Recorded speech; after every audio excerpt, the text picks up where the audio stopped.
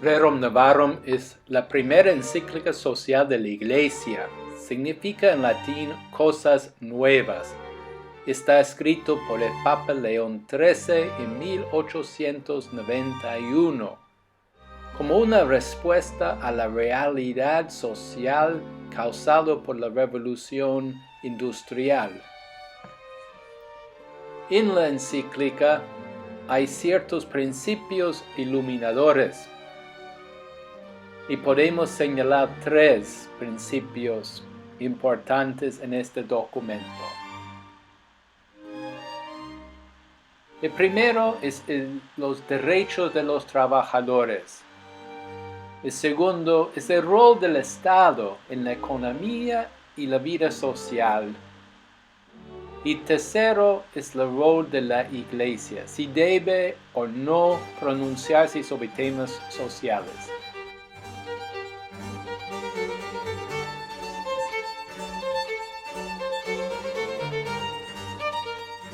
Entonces comenzamos con las observaciones del Papa acerca de la situación de los trabajadores. Y a la luz de la revolución industrial, él ve el empobrecimiento de una gran multitud y la acumulación en las manos de pocos de los recursos que son fruto de esta revolución. También, mirando a esta situación, él dice: obreros entregados por la condición de los tiempos a la inhumanidad de sus patronos. Así resumen la situación de los trabajadores. Hay ciertos principios en el documento para guiarnos. Primeramente, todos son criados por Dios. Todos somos hijos e hijas de Dios y por eso tenemos una dignidad especial. Segundo, todos son iguales en dignidad humana. Tercero, el bien común es el fin de la sociedad. La sociedad existe para promover el bien común y no simplemente el bien de un grupo pequeño. Y finalmente, hay un derecho a la propiedad privada, contra lo que dijo el marxismo. Pero hay también una obligación en cómo usar la propiedad privada. No hay un derecho absoluto. El justo pertenencia es distinto que el justo uso. Es decir, uno puede tener propiedad privada, pero hay un deber de cómo usarlo por el bien común.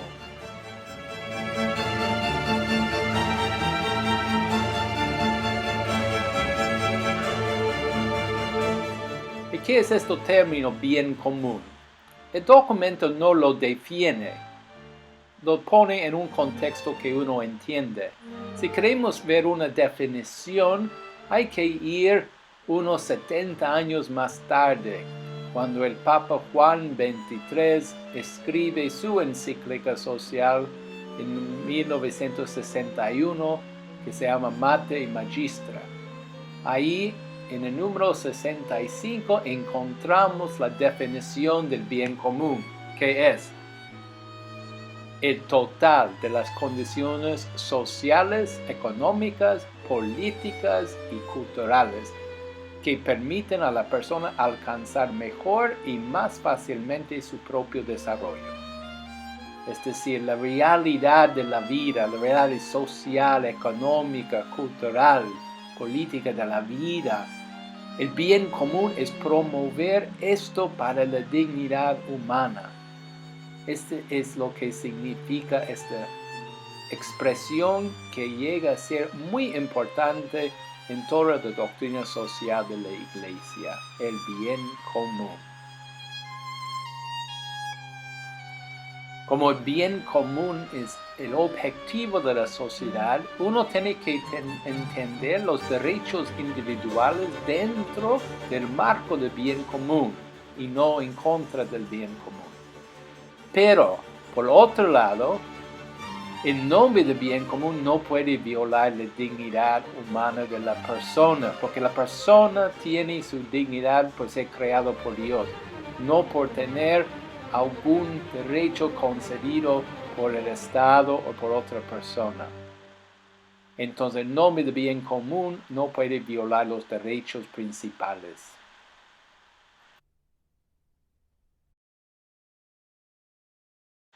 ¿Y cuáles son los derechos y deberes principales de los trabajadores? Primero es el derecho a tener trabajo.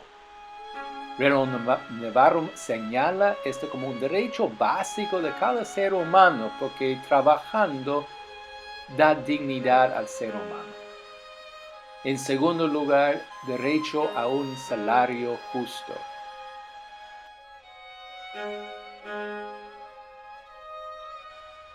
¿Y qué es un salario justo? Está definido como tener lo necesario para mantener a una familia. Es decir, cada trabajador debe recibir un salario que permite mantener a su familia.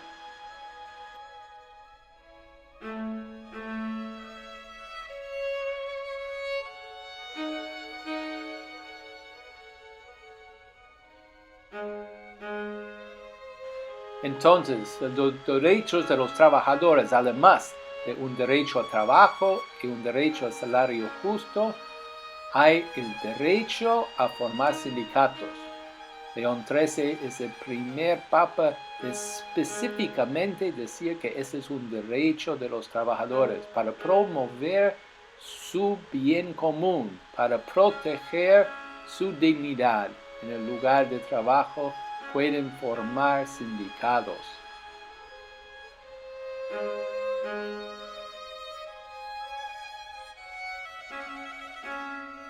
Y siempre con derechos viene deberes. Hay un deber de trabajar bien, otro deber de no dañar la propiedad. Y finalmente, si hay una huelga, no utilizar violencia.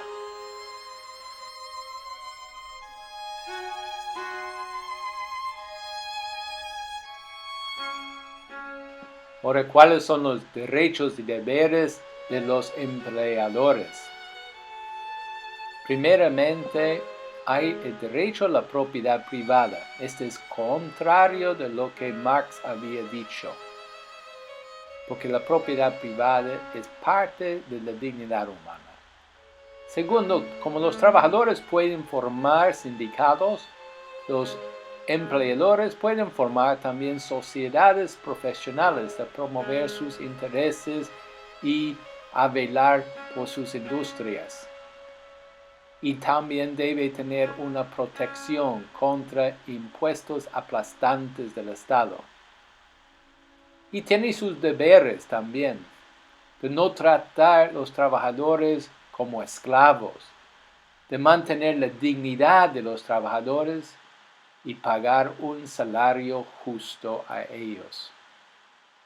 También el Papa quiere señalar que hay un derecho que debe ser respetado por los empleadores a permitir a los trabajadores atender sus obligaciones familiares y religiosas. Esto es porque en muchos lugares trabajaron 7 días, 12 horas al día y no hubo tiempo para atender sus otras obligaciones. El Papa insiste en esto, dejar a ellos atender sus obligaciones familiares y religiosas.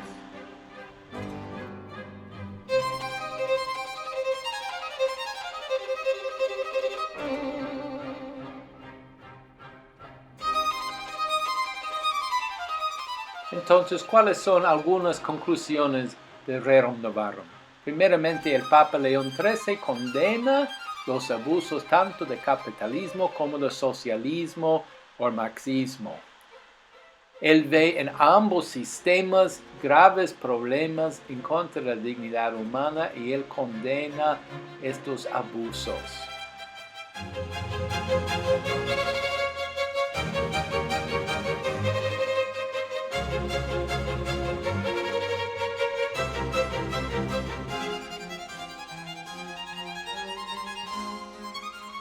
Segunda conclusión es su apoyo por la formación de sindicatos.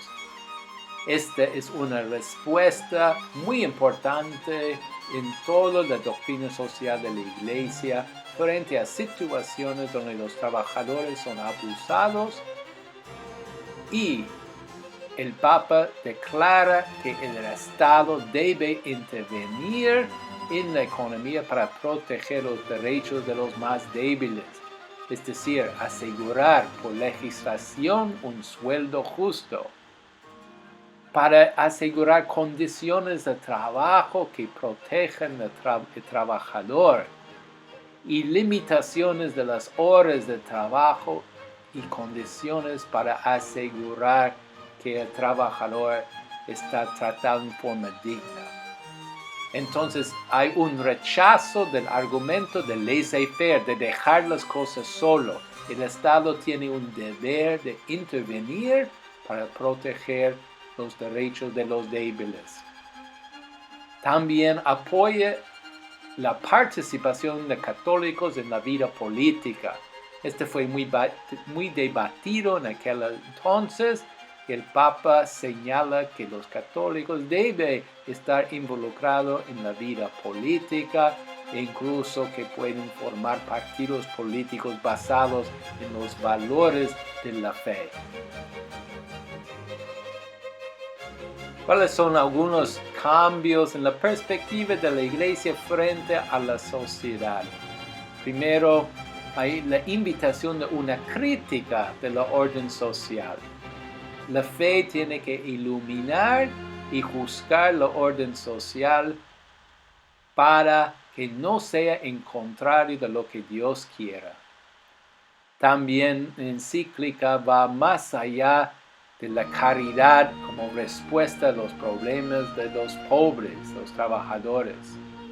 Se basa en exigencia de la justicia, es decir, que la situación mala de los trabajadores requiere por justicia rectificarse y no simplemente por la voluntad de caridad. Y finalmente hay una distinción en cuanto a propiedad privada entre el derecho de posesión y el derecho de uso. El uso no es absoluto, tiene que ser usado por el bien común.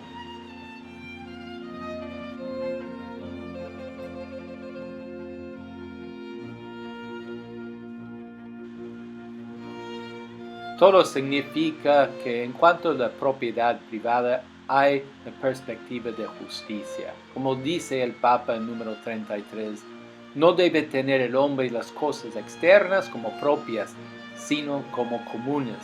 Es decir, que fácilmente las comunica con otros cuando estos las necesitan.